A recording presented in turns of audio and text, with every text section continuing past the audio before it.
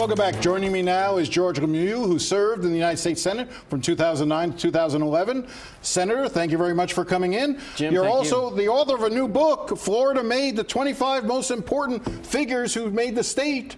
You know, I'm looking forward to going through this. I've already been skimming it last night. I got a advance copy yesterday. It's an easy read, and I hope your viewers will check it out. They can go to Amazon or floridamade.net to get a copy. So let's talk about what's in the news today. You served, obviously, with Senator John McCain. How great a loss is this for the country? It's a big loss, and you're seeing that because all sorts of Americans of every stripe, people from culture, media, politics, government, are all reaching out, making their statements about what this great man, what he meant to this country. It's a very sad day for me when I heard the news. I knew that he was very close to passing away. I know some folks who were already on their way to Arizona to help plan the funeral before he passed away.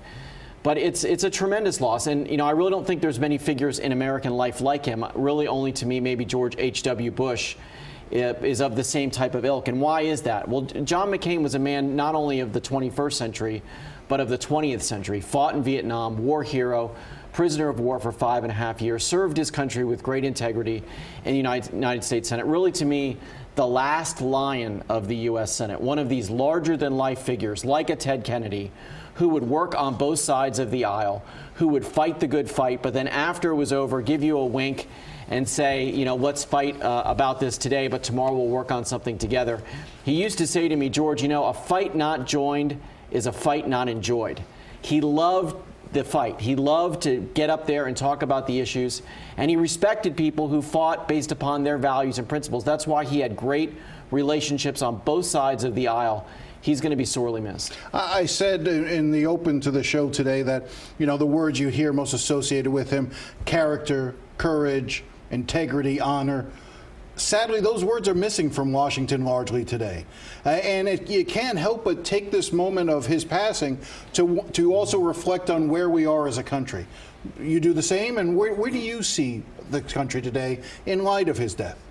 Well, John McCain, if he were sitting here and could speak, would say we are still the greatest country in the history of the world, a beacon of freedom, the most charitable people in the world, the only country that fights wars to liberate, not to conquer. He believed in that America. But I think you're right. Our institutions aren't working. Our Congress, our government is not working for the people. That's why Americans don't talk about the greatness of America, but they talk about their frustration and anger. People like John McCain worked across the aisle to get things done. They rolled up their shirt sleeves and they produced for the American people. You don't see that now. You see broken institutions where people go to Congress to fight, to be on television, to say bad things about each other, and not to work together to accomplish things for the people. That's why people are so frustrated. John McCain was an emblem and symbol that you could get things done, that you could fight for what you believed in, and not be mean or antagonistic to the other side just to be petty and just for political reasons. Are we just in the darkness for a time, and there's a light at some point that we can make our way towards, or is this the new normal? Is what we're now seeing the way things will be? We've had other periods in American history where we had dark times, and things got worse before they got better. You think about how bad things were in the 1960s. With the difficulties of the civil rights movements, the protests on campuses, the Vietnam War, the assassination of our leaders, and then leading into Watergate. And then we broke through that. And we had a good 80s and a good 90s.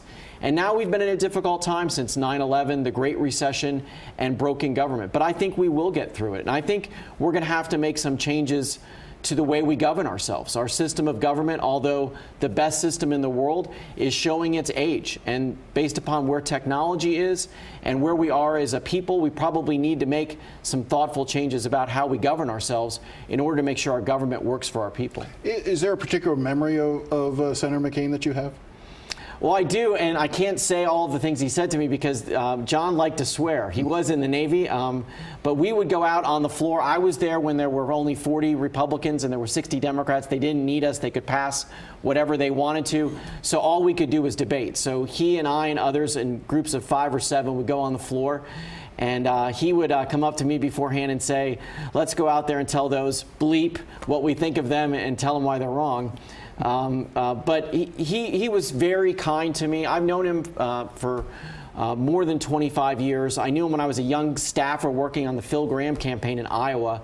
I was charged with driving him to the airport in the middle of the night after the Iowa caucus, the kid from Fort Lauderdale driving in the ice, thinking to myself, I'm going to be the guy who kills John McCain after he survived 5.5 years in a prisoner of war camp. But he was so kind to me and mentored me. I was on the Armed Services Committee with him. He was the ranking member. And he always took his time to try to guide me and help me in my time in the U.S. Senate. And I'm not the only one. There are thousands of people in public service that John McCain mentored, and we're all better for it. Do you look at the Senate today and wish you were there, or are you glad you're not part of that group right now? Well, it was a tremendous honor to be there, and I loved my service, so there's certainly at times that I would love to be back. But the Senate is broken. I'm terribly disappointed in Republicans who pass a budget that puts us $1 trillion into a deficit.